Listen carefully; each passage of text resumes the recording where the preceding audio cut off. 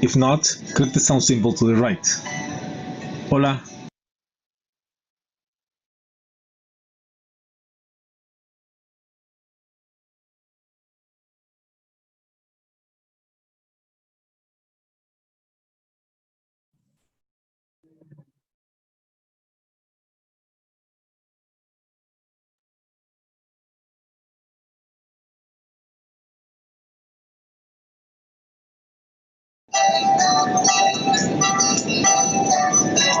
Hello.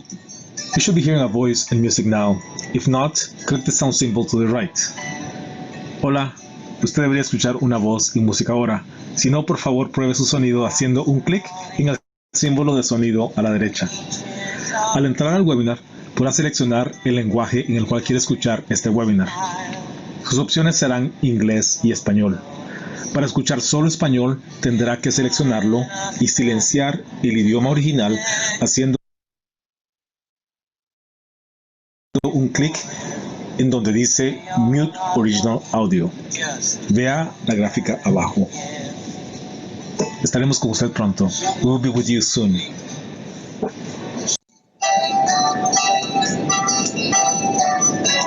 Hello. You should be hearing a voice and music now. If not, click the sound symbol to the right. Hola. Usted debería escuchar una voz y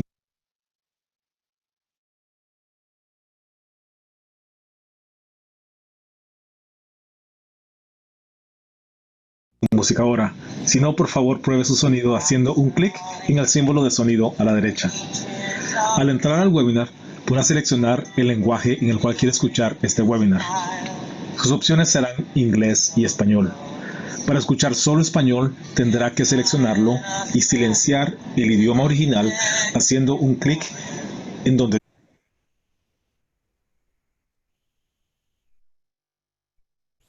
Hello, everyone, and welcome to the MCC webinar on migration work in Mexico, Honduras, Guatemala, and El Salvador, the 5th webinar in our series. My name is Kate Parsons. I work as a legislative associate in Mennonite Central Committee's Washington, D.C. Advocacy Office. This webinar series has been put together by MCC's U.S. Immigration Network. The purpose of this informational webinar series is to continue to stay in touch in the midst of everything going on with information and news about migration to the United States and displaced people throughout Latin America. Communities and populations that were already vulnerable before the pandemic outbreak have become even more so due to COVID-19. Media coverage in the US has focused on contagion and death rates while setting aside immigration and border news. As the number of COVID-19 cases continues to rise in the United States, Mexico and Central American countries has taken serious approaches to slow the spread of the virus and keep their communities healthy, like strict curfews and a halt to international flights. However, many immigrants detained in the United States and then deported back to these countries have been exposed to the virus and risk spreading it after they're deported. Also, because of social distancing efforts, returning migrants have little to no access to social services or humanitarian aid.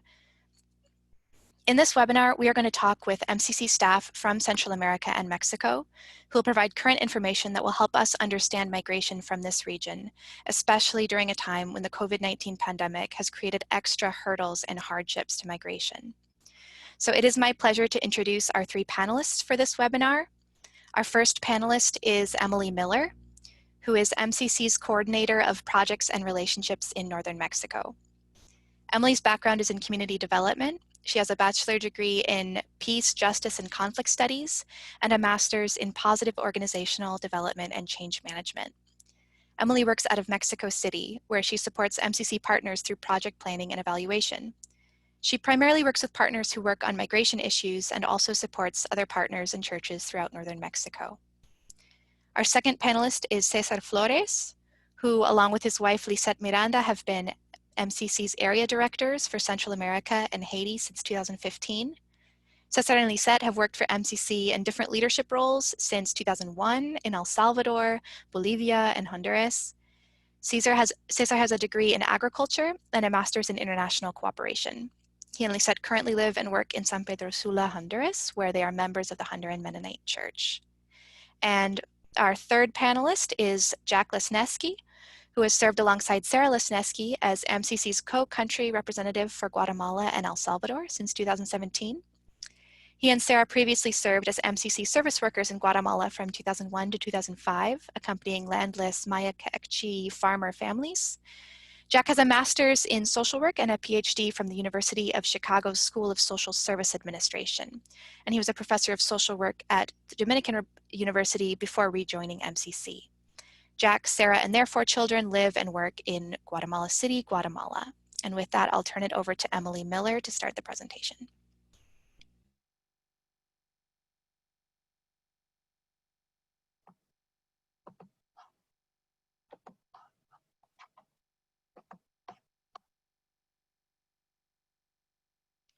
Great. Kate, thank you so much. And I'm excited to be with all of you today and glad that folks have signed on. Hopefully this is a good discussion for you and you learn something.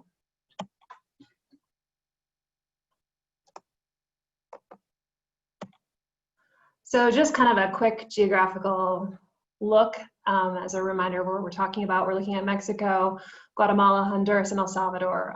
Guatemala, Honduras, and El Salvador are also commonly referred to as the Northern Triangle in Central America, in part due to their economic interdependence, as well as shared challenges that poverty and crime that often are causes of migration. So I feel super lucky to be able to present with Cesar and Jack, who both are a wealth of experience with MCC. I actually started with MCC right as COVID was beginning. So February 3rd, I arrived in Guatemala City to do some language learning, and I left March 14th, right as Guatemala was closing its borders. First cases in Honduras and Guatemala came out of folks who had traveled abroad to Italy and to Spain. Same goes for Mexico. First cases for Mexico were actually in end of February, and that was from a trio of gentlemen who had traveled to Italy and back. El Salvador, Honduras, Guatemala, all were very strict in closing their borders and taking protective measures right away. The 21st of March, the US-Mexico border closed to non-essential travel. And one of the things that we want to look at also in the conversation with COVID is immigration is where did flights come in, where did they not come in, when were deportations happening or not. So mid-March to mid-May, Mexico, US, there were no air deportations. However, air deportations did continue for El Salvador and Honduras through to today. Mid-April to mid-May, Guatemala, there was a push-pull between ICE and Guatemala as to whether or not to send flights. Part of that is the realization that a number of individuals on those flights were infected with COVID-19 and bringing infections to their countries. In terms of opening, each country is pretty anxious to open, in part due to economic reasons. A lot of folks live on a day-to-day budget, which means no work, no food in the household, which puts a strain on everyone in society. Mexico has begun opening as of June 1st. We are in a new normality stoplight system of reopening. There are 4 levels. Each state in Mexico is assessed on a regular basis. And right now, the majority of states in Mexico are at a orange level. And so things are slowly beginning to open up, and tourism is opening back up as well. El Salvador actually is opening today. They have a clear phased-in opening process that they're going to be using. As far as Honduras and Guatemala, again, desire to open, but at this point, no clear plan. You can see case numbers to date. El Salvador has had 941 cases of COVID, Guatemala 10,272, Honduras 9,178, and Mexico City, Mexico in part because of size and population, 150,000 cases. So during this time that Emily have presented, this pandemic has been affecting MCC staff, partners, and project participants. Offices have been closed, people working from home. In some cases, people are being able to work from home, but in other cases, it's just to stay there. In the case of workers that are for a year, I mean, we are just dealing to find something for them to be meaningful to do from their places. Another part that has been affecting is the budget reduction. Due to COVID, I mean, MCC had to do a reduction in our administrative units in order to make funds available for programs. So we thank our representatives in each country that have been working diligently and to reduce their projects and personal budgets. In that regard, in Central America, we are consolidating two programs. The program in Honduras and Nicaragua is going to be functioning out of one office. Definitely, in this process, we have to work strategically. And some projects have been closed, others have been reduced due to that budget reduction. Our one-year program exchange, SAL, JAM, and NIBEP, I mean, have been suffering because people cannot function and work and what they were supposed to be doing, serving. But at this point, also another challenge is traveling. So as Emily said, countries have closed borders. So most of them are getting to the end of the time and have been difficult to send them back home. In some cases, that has been possible through humanitarian flights that some countries have put in for their citizens, but not everybody. We still have people from different continents and different countries. As you can see in this picture, this is a beautiful, diverse team in Guatemala and El Salvador. And we do have workers from Africa who want to go back, but it's not possible. We already sent one from Honduras, actually, came to Honduras, but we have one from Nicaragua that is not possible to travel.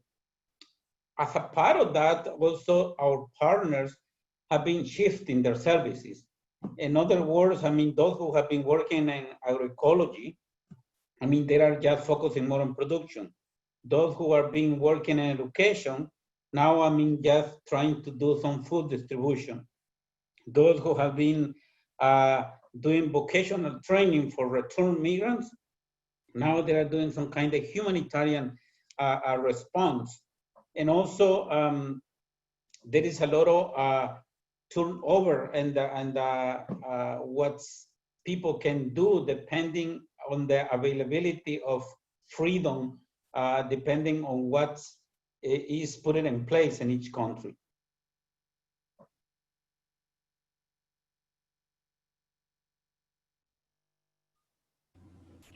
So one of the ways that we need to understand how COVID-19 affects migration is to talk a little bit about how migration works here from Central America and Mexico, and talk a little bit about migration under normal circumstances.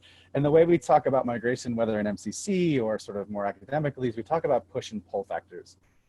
And the reality of Central America is that there are similar, and Mexico's, there's similar push and pull factors across each country, but there's also pretty important differences between each country. For example, in Guatemala, one of the significant push factors are economic factors. So we have in Guatemala, as many of you know, about 40 to 60% of the population identify as indigenous, who live mainly in the western part of the country, in the Western Highlands and rural areas.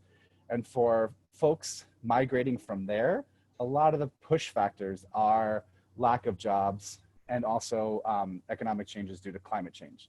One of the things we talk about all the time here in Central America is the dry corridor of Central America, which as it sounds is a part of Central America that doesn't get as much rain as other parts. And the challenge with climate change is that the dry corridor is expanding to areas where it hadn't been before. And for those of you who have gardens or farmers, you know that rain is really important for small scale farmers in these areas. We also talk about the push factors of violence. And this violence can be intercommunal violence, so extortion by gangs, homicide, intimate partner violence, but also state violence as well. While all three countries are no longer dealing with sort of armed internal conflict as they were in the 70s and 80s and into the 90s, the states, the governments of all three countries engage in various levels of sort of state-sponsored violence and repression towards communities. And this is especially true for those who are involved in human rights defense, whether it's defending indigenous territories from exploitation by mines or hydroelectric projects, or working for women's rights, or working for LGBTQ rights as well. The biggest thing are the pull factors. We often talk here in Guatemala and El Salvador and across MCC's work about how challenging it is to think about things like prevention or alternatives to migration. Because as long as there's a giant economy to the north that needs low-wage labor to keep it running, there's going to be a magnet pulling people to those labor markets from here. And so that's why for many of you who live in places where that are not traditionally thought of as immigrant enclaves, you have large concentrations of Maya East Shield people in southeastern Ohio. And that's the pull, that there is an economic opportunity there that folks have gone to and continue to sort of bring themselves to as well. And so one of the challenges with COVID-19 is that it doesn't necessarily reduce the push factors. In fact, exacerbates them as economies suffer because of lockdowns and quarantines and curfews, but then challenges the pull factor as economies in the United States, low wage work, especially in places like meatpacking plants, where, as you know, are largely immigrants. The largely immigrant workforce there is suffering from lack of health and safety protocols. So the challenge with COVID-19 is that the push factors are perhaps higher than they have been, but the pull factors become a bit more challenging because there's not the same amount of economic opportunity. The other thing that's really important to recognize about Guatemala and Mexico especially is that we tend to think of Guatemala, Mexico, El Salvador, Honduras as sending countries. But if you look at the map, they're not. This is especially true of Guatemala, and this is especially true of Mexico, though not exclusively. So a country like Guatemala is a sending country. Folks leave Guatemala to work in Mexico, in the United States, but it's also a transit country, not just for other Central American migrants, but also for people all around the world. So folks transit through Guatemala and transit through Mexico from Southeast Asia, from Africa, on their way to the States.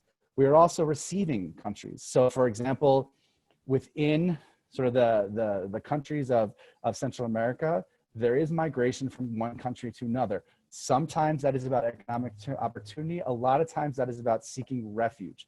So from intimate partner violence, from LGBTQI-oriented violence, from the violence of gangs and extortion. And so Guatemala is a receiving country. Folks transit through Guatemala on their way to other places, and it's also a sending country. But then the other aspect is all of the countries in Central America and Mexico receive returned migrants. And so that are folks that are deported. Those are folks who sort of give up along the way, especially as Mexico has hardened its immigration enforcement. And those are folks who voluntarily, and we'll put that entre comillas or in quotation marks, who voluntarily returned. The other important thing and final important thing to recognize before I pass it on to Emily is that much like along the US-Mexico border, where there's a long history of the border being a fiction as folks move across to work periodically and habitually and cyclically, the same is true of Guatemala and Mexico. So there's a large amount of cyclical migration from Guatemala into Mexico and back, for example, to work on the coffee plantations in Chiapas and Oaxaca. And so COVID-19 has entered into those processes and caused negative impacts for the folks who are circulating across borders.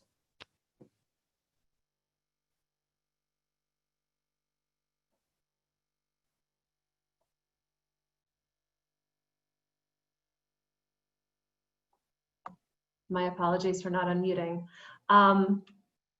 Looking at a bit of the impact on migration, border closure was a huge impact. So, it wasn't just a US-Mexico border issue, but also a Mexico-Guatemala issue, Guatemala-Honduras, El Salvador, Guatemala, Honduras, in part, as Cesar mentioned before, with IVEPers and YAMeners, but also we see that individuals are trapped in transit countries. So in Mexico, we have been working with a number of our partners who are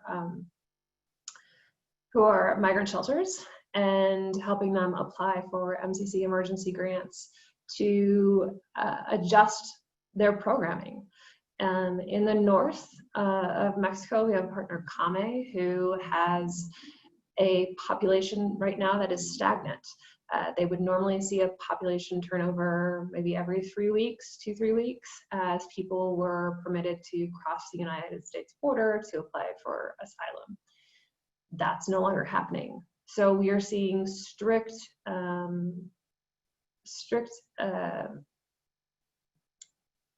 regulations that shelters are setting up for themselves. So immigrants, asylum seekers who are in shelters are not permitted to leave, and volunteers are not entering to limit contagion and exposure. Because a lot of these individuals also, and one of our partners in the southern border with Guatemala, Voces Mesoamericanos, has been working with a population that has some long-term chronic illness, and being in shelters for an extended period of time, there's a need for medication, there's a need for additional food, and funding in some areas has run out for that. So the other issue is continued deportation. So migrants can't move north. In some cases they want to move south, but can't move south because borders are closed. But the US has continued to send people back to their country of origin. And in some cases, just send them directly to Guatemala, and they need to find their way home from Guatemala.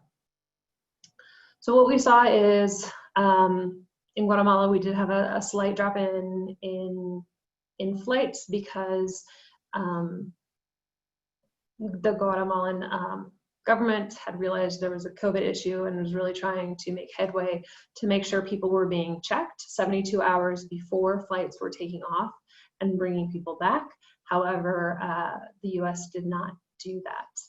They dropped it to 48 hours, so a good number of folks were coming back infected. You can see that the number of border apprehensions to the north has cut drastically. Now, it is important to note that March, April, and May of 2019 were 3 of the 4 highest count months. So it's not that great of a judge, but you can see April 16,000, May 23,000 as a drop.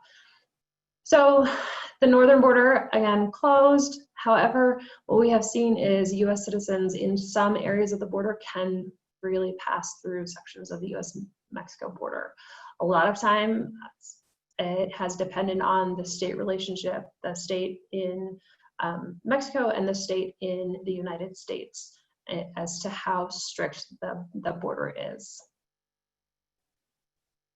Jack?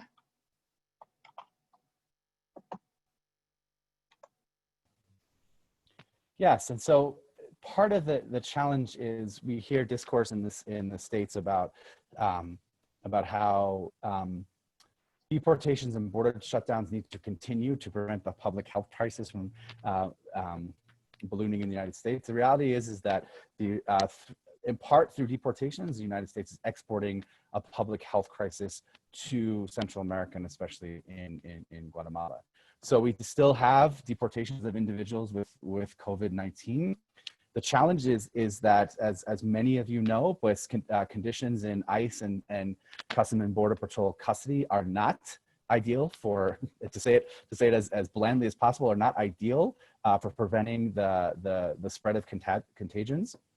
And there was, as Emily mentioned, a real sort of game being played with when folks were being tested and when folks were not being tested. So that's an issue. So part of the challenge in a place like Guatemala, but in many other countries where, in other countries of Central America, where inequality is really is a significant problem, especially urban rural inequalities, where many migrants to the States come from those rural areas, and where public health systems in those rural areas are not very strong, to say the least. The challenge is that folks are coming back with at risk for having COVID and being sent to communities where that are not necessarily capable of protecting them and supporting them in the development of the disease. The drop in remittances is a massive economic challenge. As the slide shows here, El Salvador and Honduras, over 20% of their GDP comes from remittances. For Guatemala, it's a little lower at about 13.8%. And again, in the case of Guatemala, those remittances are concentrated among families and communities that are poor families and communities. So the loss of those remittances as the economy in the States sort of sputters is a significant economic problem. The real challenge, as well, as we mentioned about deportations in COVID-19, is limited healthcare, but it's also the challenge to communities in Guatemala and El Salvador is loss of income and loss of ability to acquire food.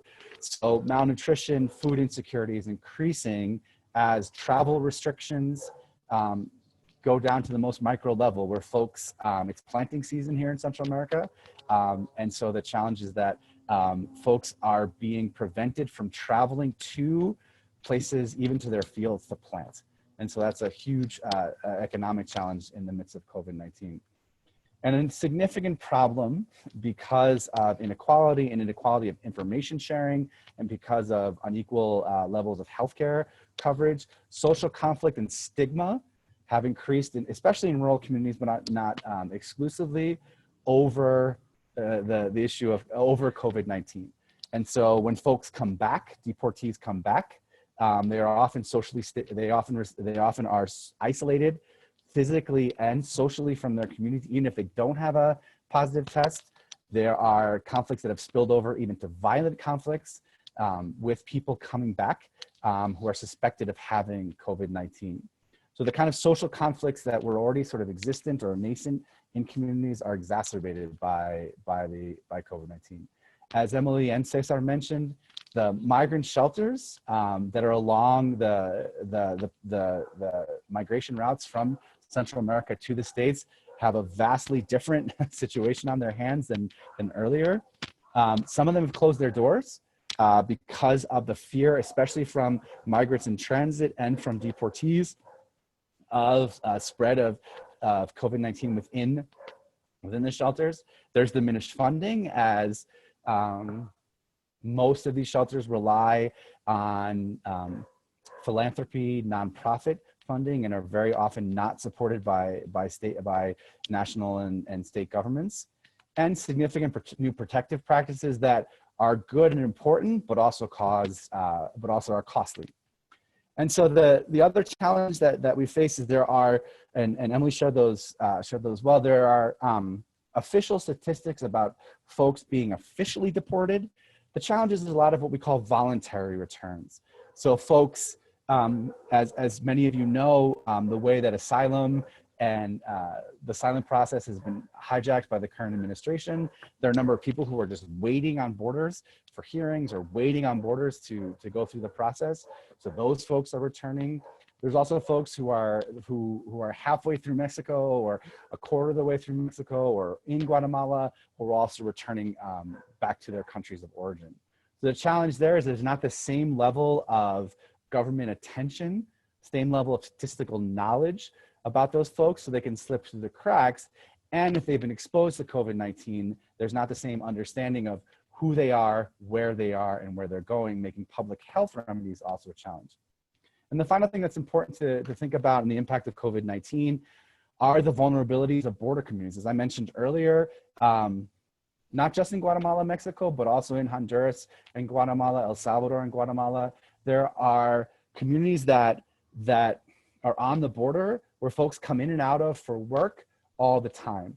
And in Guatemala, the highest concentration of cases is here in the capital, largely because, as Emily mentioned, the first cases came from people traveling abroad. But the second highest concentration of cases in Guatemala are in the municipalities along the border, where there's a flow of people coming in and out, whether it's to work, whether returning from traveling or returning from a migration experience. And so border communities are particularly vulnerable because borders tend to be porous, more porous here. And there are people who enter through what they call here blind spots. And many people in many communities, the border is not necessarily as real as it is in other places where there are official border crossings. Great. So U.S. policies and implications in Mexico and Central America. I think we could probably have a separate webinar on this. And I know some of you who have participated in the webinar regarding asylum will know some of this.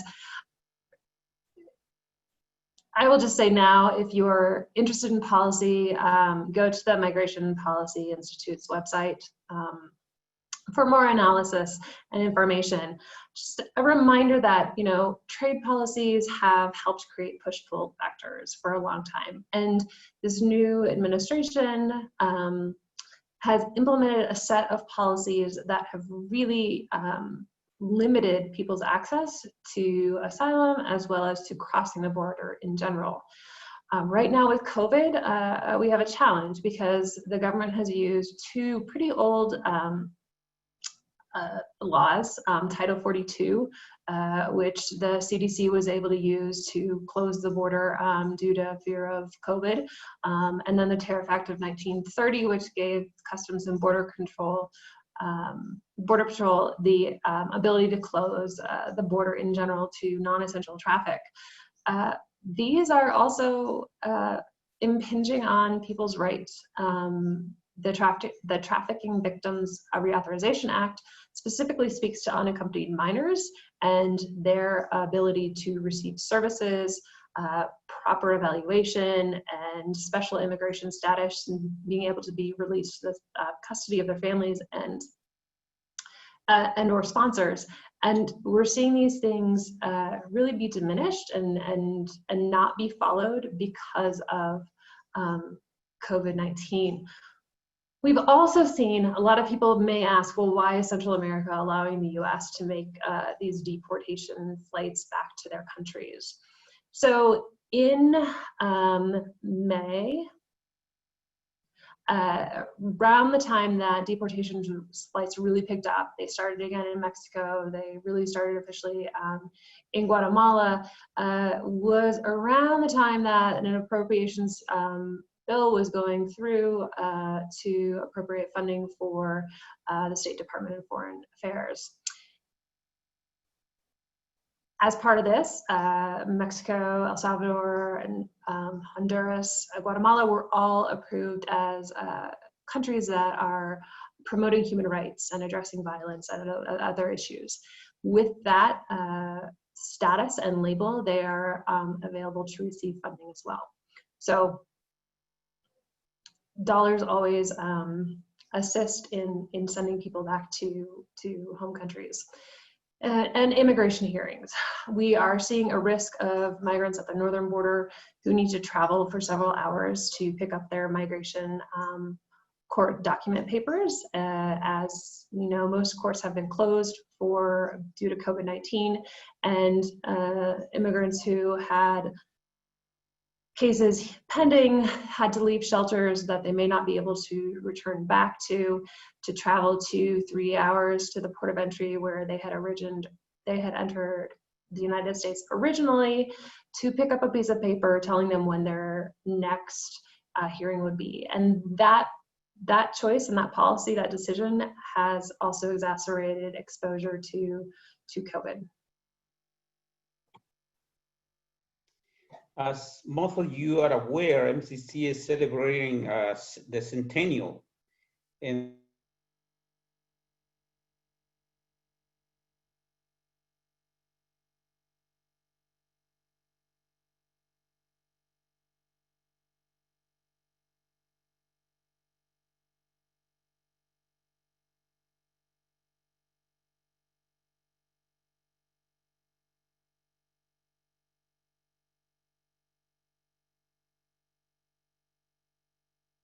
through those points is part of our strategic work. I mean, those who are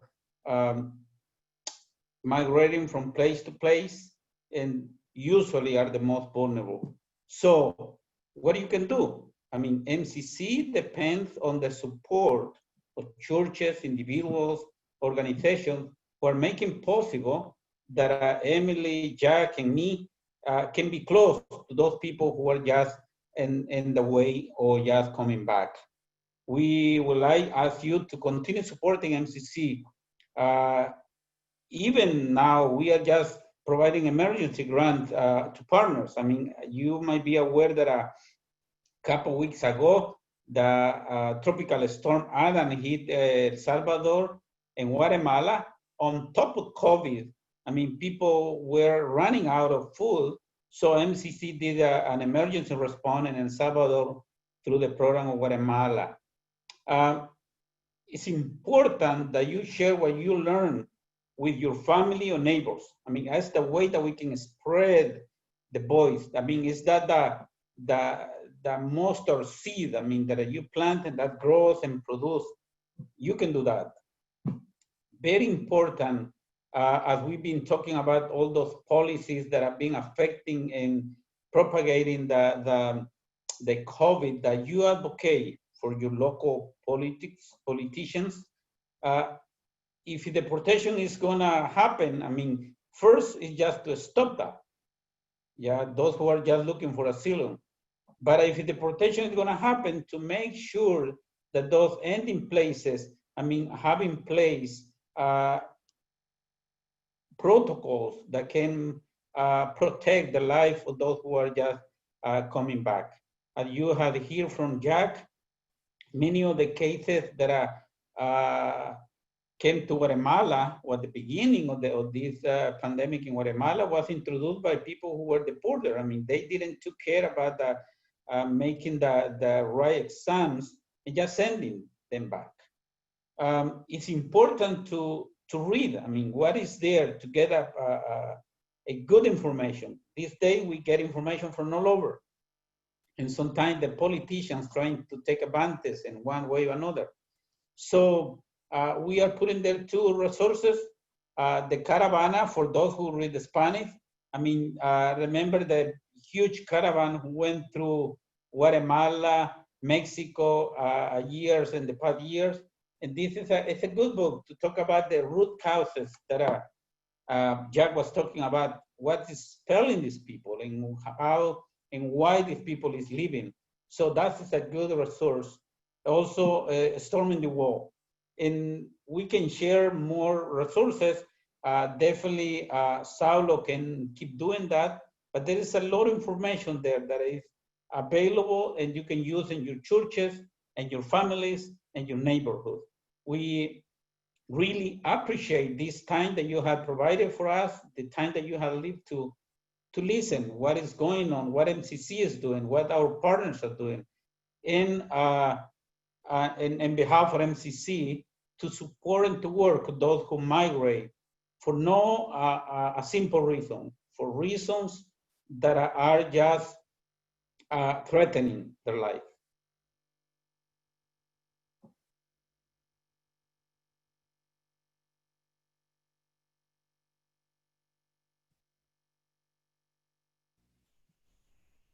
All right, thank you so much for that presentation, Emily, Cesar, and Jack. Just as a reminder to the participants, we have a Q&A feature. We're happy to answer your questions. As we're waiting for those to come in, I think I'll just dive in with some of my own. So as you can probably see, I'm calling in from home. I believe you are also calling in from home from Honduras, Mexico, and Guatemala. I wanted to start by asking a little bit more about these stay-at-home measures in each of these countries. What does this look like for a typical family, particularly a lower income family or someone living in a more marginalized area? What has it been like for these families to be in quarantine for now 2-3 months in these countries? If we speak by Honduras case, I mean, as you just mentioned, I'm just from home. I have the office here, and that hasn't changed for me. But anyway, we are allowed to go every 2 weeks, one person to get groceries by the last number of your ID. So that is for everybody. So, but what about those who live in marginal places that doesn't have a steady job and a steady income? I mean, those people in the first month, they were in the streets begging for food. You go out there and you find a lot of people in the streets just begging, entire family without mask, with nothing, because I mean, these people don't have a food. Those people who just do the gardens, those who pick trash, I mean, those people hasn't been able to do that. Governments are been trying to do what they said, that giving some food, but as you know, I mean, they use politically that. I mean, they have been a lot of protesting here, even those people going out because they said only given to the political party who is in favor of the president. And many people just trying to go out and do something. So that's the big pressure, and in general, that's what is going on. Then the health system is talking about the washing your hands and using soap. I mean, many of the families doesn't have water, and we just coming out from the dry season. That has been a big issue because repeatedly have been saying you need to wash your hands twice, 3 times every time that you go out and come back. Places like Tegucigalpa, I mean, scarcity of water is an issue. So people have been struggling. Just to sort of continue on to what Cesar said and connect it back to migration. So we've had El Salvador has been in a very strict lockdown since the first measures were taken on March 18th. In Guatemala, it's been a little more open. The challenge is that the bet you make, or the deal you make in locking things down, is that you say people can engage in economic activity, but there'll be government support for you as you stay home. And so here in Guatemala, there was a, right at the start of the crisis in late March, there was a big, huge push, and Congress passed laws and allocated funds for all sorts of really important things. The challenge is we're 3 months into it, and 12% of the budget allocated in general for COVID-19 response has been spent, and 3% has been spent on temporary hospitals. And so it's the significant challenge of state incapacity means that things like public health, education are all chronically underfunded and understaffed. And since COVID-19 sort of peels back the layers of that and makes what we knew to be true obvious. And so it's a huge challenge because there aren't sort of the public institutions that can help folks adapt to the loss of income. The second problem is that the government, especially in Guatemala, but also in El Salvador, when hit with a crisis, tends to fall back into what we call national security doctrine, where the way to prevent something bad from happening is to engage in a sort of punitive, carceral, army-led, police-led response. And so what that means in this case is that in municipalities that are in rural areas where folks are extra vulnerable to exactly what Cesar is talking about, food insecurity, income loss, is that the lockdown measures are even more strict than they are in the cities and in the places actually where there are significant cases. You have communities where there aren't a lot of cases, but where the lockdowns are extreme. And part of that is because of lack of information from central government. Part of that is a tendency towards sort of punitive security-based responses, all of which sort of exacerbates the effects of a pandemic and really locks people down who are most vulnerable to the economic, social, and psychosocial effects of a lockdown. Thank you so much for sharing, and that's really concerning. I've also heard some reports of militarization of enforcing the pandemic or the quarantines, and also some allegations maybe of corruption in spending for these medical resources or food support for families. Could you speak to either of those situations, whether you've seen corruption or increased militarization as part of this? I mean, corruption and militarization has been an ongoing issue in these countries. And previous to COVID. I mean, COVID just has to exacerbate that in order to, when you think that governments regulate or just declare emergency, that means that there is no a protocol to expenses and to put money there for emergency. So the COVID has been treated that way. I mean, that you don't have to do all the normal process that you have to do when it's not an emergency. So the overpricing the mask, just to say something, or the health has been common here in Honduras. Already the population here, I mean, or the country has been militarized just to control the violence and the gang. So now they do have more power because now they also are in charge of the food security for the country. And now we are joking that they're gonna be in charge of the health too. That's to say that, I mean, they are giving a lot of power. 2 weeks ago, there was a big issue here that hardly they provided to all the hospitals the basic equipment to treat the COVID. But suddenly in the news, we have that the police got 30 new trucks to reinforce and to help to reinforce the COVID measures. So you can see that contrast. I mean, it's an ongoing issue, but with this pandemic, even just put it add another layer of corruption and militarization. So again, I think Cesar made it plain that the issue isn't that COVID changed something. You know, there's the famous Latin phrase in vino veritas, like with wine comes truth.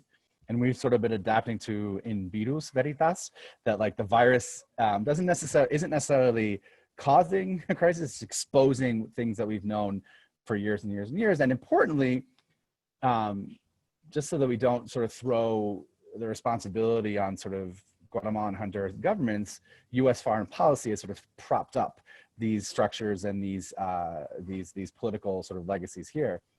Two really quick examples, I think, Kate, that speak to your question and sort of piggyback on what Cesar. The challenge of why we haven't spent the money, if it was corruption, I honestly think we'd feel a little better about it. So one example is that they've only spent 2 to 3% of the budget for the temporary hospitals here because a number of the doctors and nurses and even to the cleaning staff haven't been paid. And the reason they haven't been paid in 3 months, and for those of you who know, I see some of you from Chicago around here too, you know that wage theft was something we worked on a bunch in Chicago. The reason is these folks aren't getting paid is because they owe back taxes on like a car or motorcycle they owned 5 years ago. And so all that requires is for a government official to sign a piece of paper to give to the tax authority to say, these people are temporarily, these doctors, these nurses who are working 24-hour shifts are temporarily exempt from the requirement to have their back taxes all paid while they're working for the government. But there's not this sort of bureaucracy. Like, you know, Cesar talked about militarization and that the Honduran army is involved in this too. One of the things we lack here in Guatemala and to some extent in Salvador as well too, is an army of bureaucrats that can facilitate sort of things like buying supplies for our hospitals, getting doctors and nurses paid.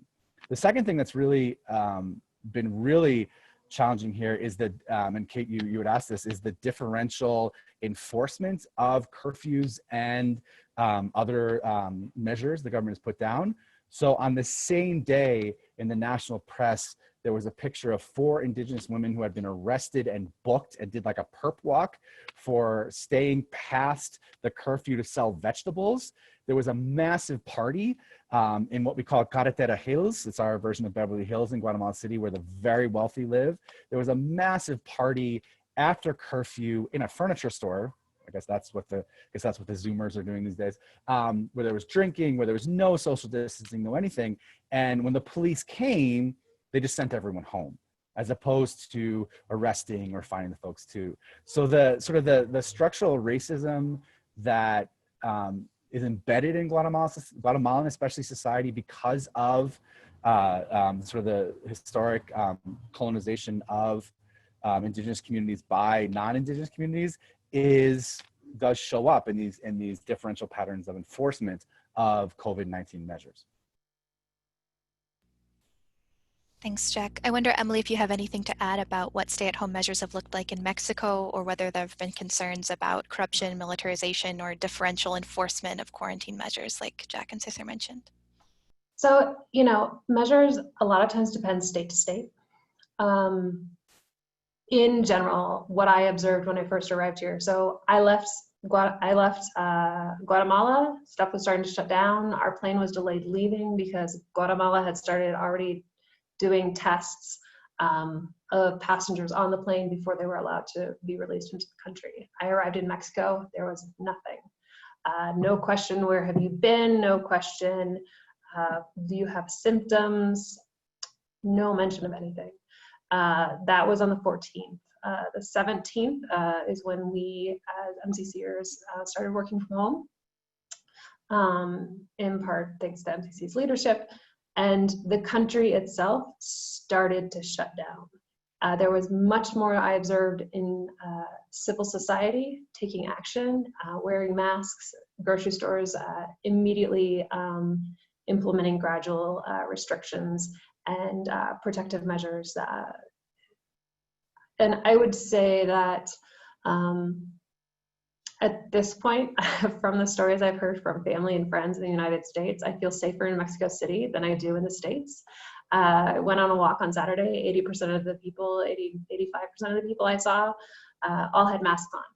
So while there may not have been strong presidential government leadership, civil society has really taken it on.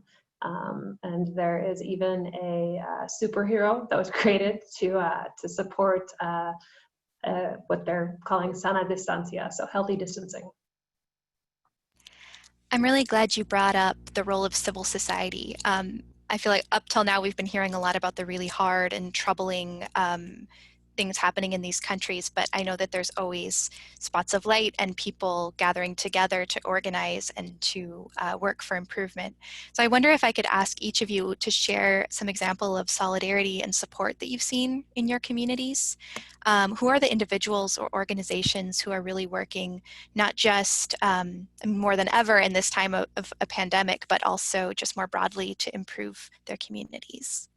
Maybe I'll start with, put Jack on the spot and then go around to each of you.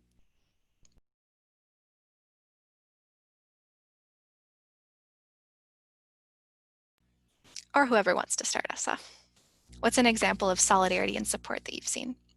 I think that is something good, I would say, out of this pandemic. I mean, people finding and taking out, I mean, the good part of the humanity. And so, as we mentioned, all the need that these countries already been carrying on for years and have been exacerbated by this. I mean, they have joined people, either local church congregations, families, organizations, due to the limitations, I mean, trying to gather some goods, especially food, the basics for a family, and trying to find ways to share with them. The other day, I mean, we as an MCC were just talking about making donuts to donate for MCC. So here, I mean, we make some donuts and we just share with some people, or people and friends, family. I mean, as a reminder that we as a human being have something inside that God created in us that make us to share what we do have.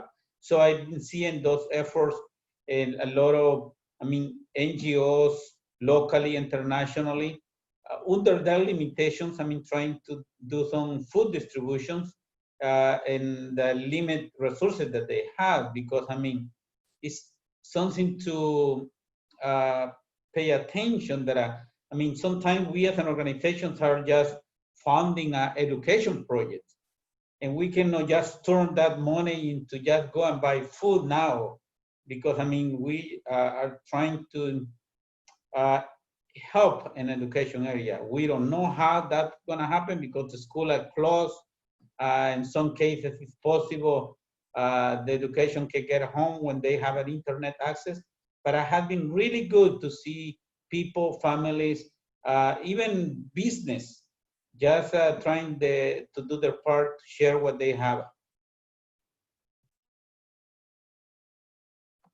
So I would share one of our partners in the north. It's a Mennonite church, part of the Mennonite conference in Mexico. And they're in the state of Chihuahua and saw that there is a need for food, right? So folks aren't working, they need food. They started a food pantry, and it's a small community. And so the government of the town saw what they were doing and started giving them dollars as well to augment what they were distributing. And they said the majority of the folks that they're supporting with food right now are not church members, but just community members.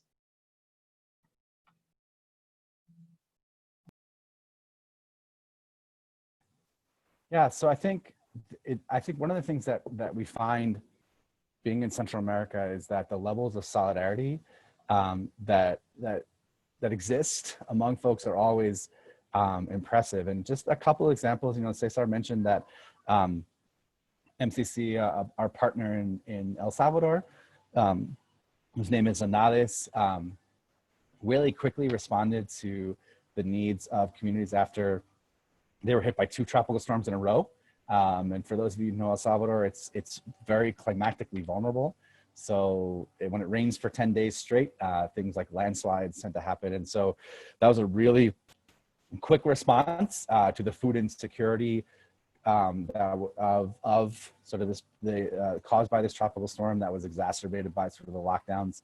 Our Mennonite churches and our Mennonite church partners have been trying to be really creative in the ways that they can support not just their members, but other folks in the sort of the psychosocial emotional aspects of this. So doing webinars, doing other sort of activities to try to keep people connected to each other and trying to sort of help people, give people tools for managing sort of the psychosocial stress of a lockdown. The local Mennonite church that we attend, again, as I said before, part of the challenge of the stigma around COVID is that communities tend to react pretty strongly when they find out that there are people with positive tests for COVID-19 in their neighborhood. And so our local Mennonite church actually took in 4 folks who were basically run out of their community who were COVID positive, but had relatively minor symptoms, and let them stay in the church installation in the church for a month with bathroom facilities and everything there too. So example of a really good example of solidarity too. MCC Guatemala El Salvador is not officially, but we are part of a network that started here right after the first lockdowns were announced. Network of folks who have a little space to do community gardening, and that this network we now have about 30 people with gardens either in their homes or for us in the area around our office. And there's a number of institutions that will be provided with food for their participants and all sorts of programs by this. And I think in the chat, the question was asked about the protests in the US and over racism and police violence. And what's interesting is that there was a case of a really emblematic case of a Mayan sort of healer who was murdered. And a lot of folks have been connecting institutional and state violence, institutional racism and state violence that has become more obvious and evident with COVID-19 to the struggles of African Americans and people of color in the States against sort of state violence and institutional racism. So it's been really interesting and again, encouraging. One of the things, again, when you spend any time in Guatemala, El Salvador, Honduras, you realize that for folks here, solidarity is like the air they breathe and the water they drink. And so moments like these, while hard, and are often moments of amazing solidarity and among communities here. Thanks, Jack. And thanks for the question, Susan, about the US protests. and how those have been seen or perceived in Central American countries. I know Emily, before we started the webinar, was sharing about the response in Mexico. So I wonder, Emily, do you want to share what what the protests have looked like where you are? Sure. Yeah. So I'm also going to tailor off what Jack said. Recently, in the midst of this, a young Mexican was killed by police officers, and so there were quite a number of protests in that state regarding his death, and kind of linking that and seeing that violence as police violence here as well. In terms of, there have been multiple protests outside the U.S. Embassy. I would not call them protests as much as vigils. There was one action to take roses and stick them on the fence by the embassy. Another one I was able to attend was more of a kind of like a candlelight vigil. Folks were asked to bring candles, and there were speeches. There was one more anarchic type protest, but that was young kids doing that. And then I do also want to respond to a question we have from Andrea, who asks, how can we connect with our local politicians for advocacy? I'm going to just share a link in the chat to the Washington office, or if I can ask someone else to share that out, page where there's a link on the side of the page where you can click Find My Representative, and it gives you the contact information and the ability to speak out. Definitely encourage you, as you hear about the issues that have been raised here regarding deportations, regarding the U.S. government's response to Central America, to be speaking out to the U.S. government. And with that question, I'd love to turn it over to the panelists and just ask what their priorities are, what the U.S. government should be doing better to respond. I think there's a lot of things that we could ask of the individual governments in Central America and Mexico, improvements that they could make. But many of us in this call live in the United States or are US citizens. So what are things that we can recommend that our government do differently? And then what can we each individually do besides advocating to help our Central American and Mexican neighbors? It's a good question, because many of our countries, function for good or for bad, as a satellite of the United States.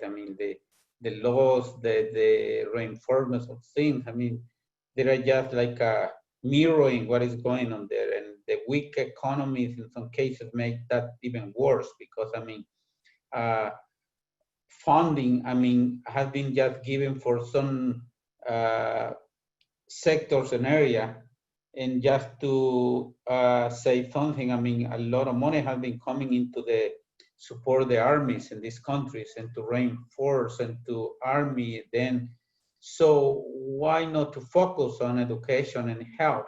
This pandemic has been just show how weak is our health and education systems. We know that, but that has put it there.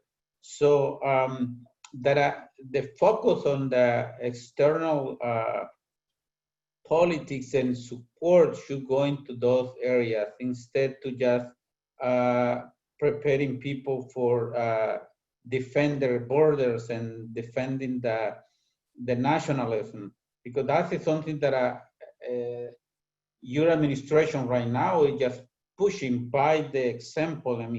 All the countries just try to follow that. And sometimes, today the newspaper here is saying that Honduras has been ranking in the good countries in regards to corruption. And so you just surprised, and who did that ranking? United States. So, to be also transparent in what is going on, doesn't matter what kind of government do we have here, just from the right or from the left, or conservative or liberal, but corruption is corruption.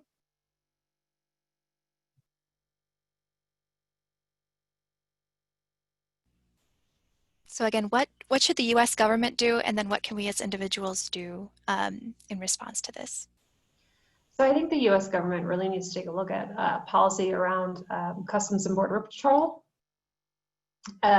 Funding for this entity is continuing to go up year after year after year. And I think what a lot of US citizens don't realize, I did not realize before taking this position, is how far of a reach. There's a Customs and Border Patrol agent liaison in every single US embassy, and we are spending millions to provide trucks in Guatemala and to provide additional Border Patrol resources elsewhere. Border Patrol has officially said that they see the Mexico-Guatemalan border as the southernmost US border. We're fortifying the wall between Haiti and the Dominican Republic. These are some questions that I think we need to ask ourselves as US citizens. Does this make sense? And to be quite honest, the Border Patrol will be using COVID-19 as an additional way to get additional resources to do additional protection and additional monitoring. We've seen them close the border due to health concerns. So what kinds of new health concerns and technology is going to be placed there? And specifically, as we have seen, US folks can pass pretty freely between the Mexican-US border, and Mexicans cannot. So what is the parity?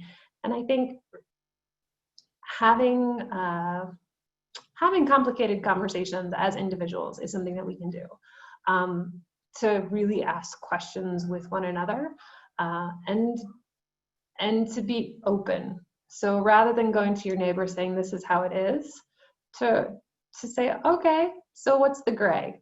And can we live in the gray for a while and have conversations on the gray?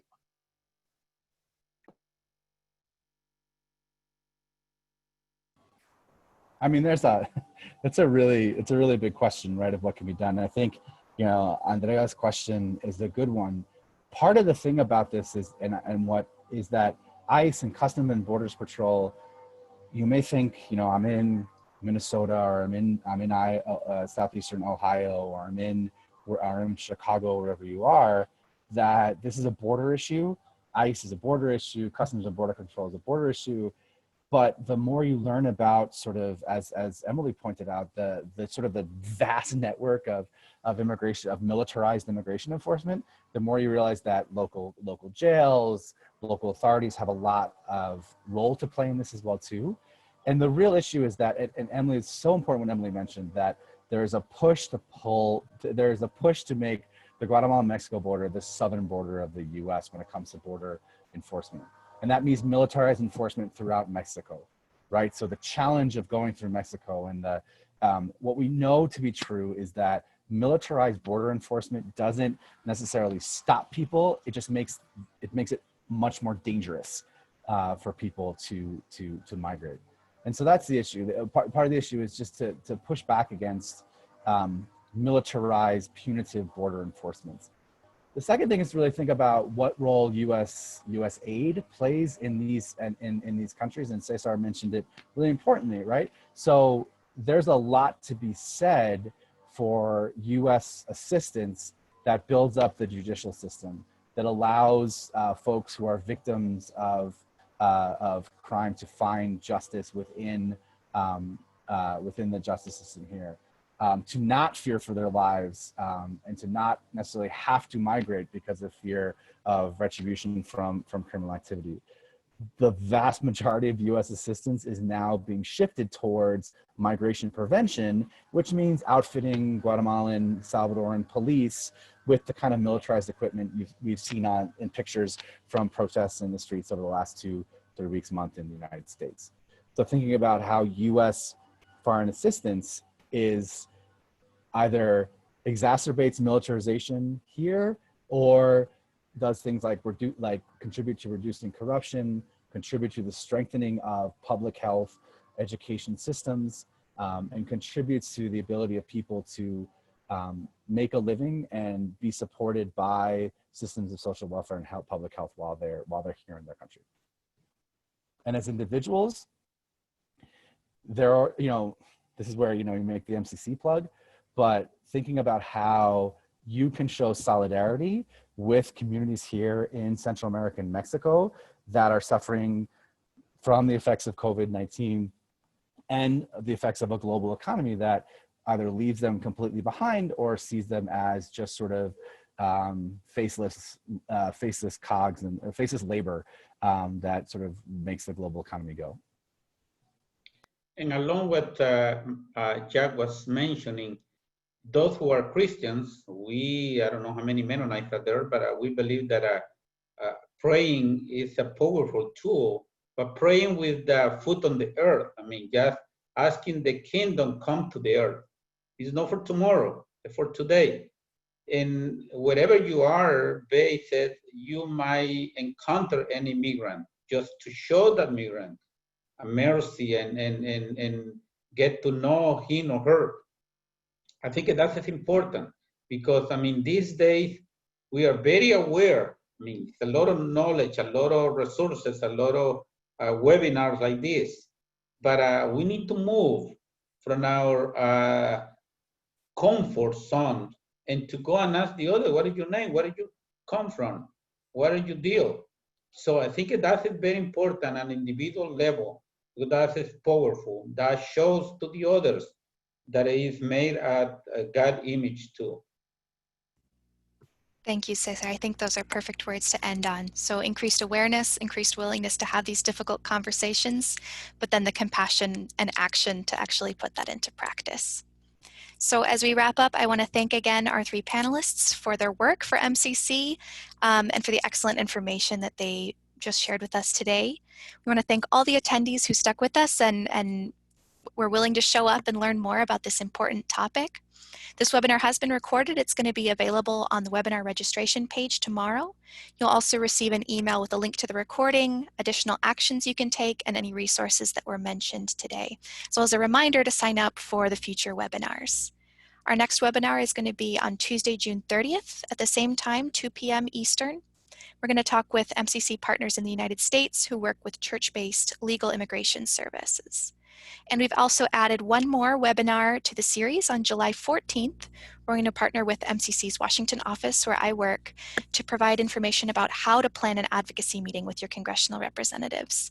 So if you want to speak out about deportations, about any of these issues that Emily and Jack and Cesar just mentioned, we're going to give you lots of practical tips about setting up those meetings virtually, about how to have a good meeting, how to reach out and connect with your local congressional districts.